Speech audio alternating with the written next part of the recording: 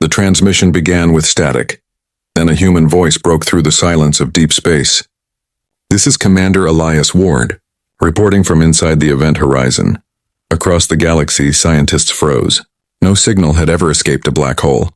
Yet through the crackle and distortion, humanity's voice spoke. Calm, defiant, and impossibly alive. Before the impossible message, the Odyssey had been humanity's most ambitious expedition. A research vessel built not for war but for wonder. It carried 50 souls and a singular purpose: to study the singularity at the heart of the Perseus abyss. Commander Elias Ward was no stranger to danger. He had seen stars die and civilizations fall, but nothing compared to the silence of the void they now approached. The crew had been warned. The black hole known as Vortex 9 devoured not only light but information itself. No signal, no memory, no trace had ever escaped. Yet for Ward, curiosity had always outweighed fear. Humanity had once crossed oceans believing they might fall off the edge of the world. The edge, he thought, simply moved with them. Beside him, Dr. Asha Wren, astrophysicist, friend, and the ship's conscience, watched the horizon of warped space. "If this goes wrong," she whispered, "no one will ever know what we found." Ward smiled faintly. "Then we'll make sure they do." Around them, space began to twist. Stars smeared into lines, the universe itself bending like molten glass. Every alarm screamed, but Ward's voice remained steady. "Begin descent sequence." Humanity was doing what no other species had dared, not fleeing the unknown, but stepping into it willingly. For knowledge, for truth, for the unbreakable will to see what waited inside creation's darkest heart. As the Odyssey crossed the event horizon, reality fractured, time stretched. Colors bled. Every sensor screamed with paradox. Outside, the stars elongated into infinite ribbons. Inside, gravity pulled on memories, bending them out of sequence. Crew members gasped as their voices lagged behind their words. Dr. Wren clutched her console. "We're inside," she breathed. "And still alive." Ward's knuckles whitened on the controls. Alive's a start. But as seconds became eternities, they realized something else was here. A pulse, a rhythm. The black hole wasn't empty. It was breathing. Lights flickered. Shadows coiled across the walls like living ink. The ship's AI stuttered, its voice layered in echoes of itself. Gravitational anomaly detected. Unknown structure forming ahead. Through the viewport they saw it, a shape within the darkness, vast and symmetrical. It wasn't natural. Something had been built inside the event horizon. The crew fell silent as Ward guided the ship closer. Towers of light and matter rotated in impossible geometry, a fortress forged from collapsed starlight. And in its center, movement. Something enormous was watching them. Then came the signal. A resonance that vibrated through the hull, a pattern of sound that became language. Not spoken, but felt. Wren's eyes widened. "It's communicating." Ward stood. "Then let's talk." But before she could respond, the entity surged, its form unfurling into wings of energy and void. The Odyssey was pulled into its core. Hull integrity failed. Systems collapsed. And through the chaos, Ward heard one last whisper from the crew he swore to protect. "Tell them we saw it." Then silence. When the light returned, he was alone, floating in a dream of fire and darkness.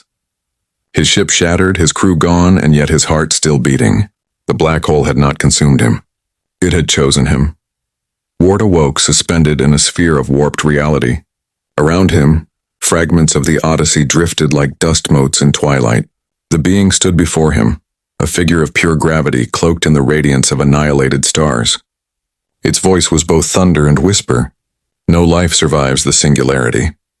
Ward floated closer, his body trembling but his gaze unyielding. "Then maybe life was never meant to survive," he said quietly. "Maybe it was meant to understand." The being studied him. To it, humans were motes of dust on a cosmic scale.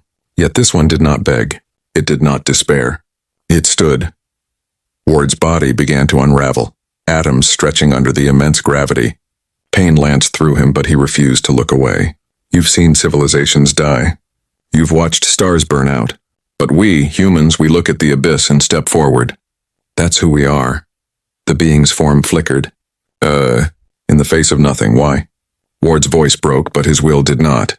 "Because nothing is still something to us. and something worth fighting against. In that instant, his primal instinct surged, a deep, ancient spark that no cosmic force could erase. He bared his teeth, a snarl torn from the animal heart of humanity itself, a sound of defiance that echoed through impossible space. The entity recoiled as though struck by memory. For the first time in eons, it felt. It reached toward him not in anger but reverence. Flame within void. Then with a wave of its colossal hand it released him. The shattered fragments of the Odyssey began to reform, atoms stitching themselves together under its will. Tell them the dark remembers. Ward awoke in the command chair, alarms silent. The Odyssey floated in calm light. Outside the window, the stars shone undistorted. Somehow, impossibly, they were free. Only his voice recorder still blinked red. He pressed play and heard his own words spoken moments before they died. "This is Commander Elias Ward, reporting from inside the event horizon." His message was already traveling across the galaxy, rewriting every law of physics. Humanity had not only entered a black hole, they had returned.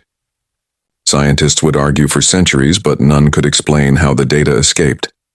Ward looked out into the quiet void, his reflection half shadow, half starlight.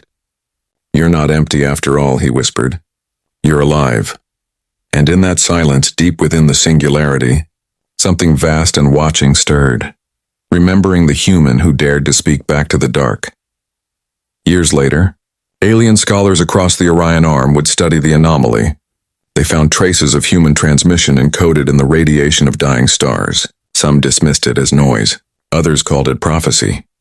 On the world of Threnka, an elder of the Voidborn recited the words to her younglings.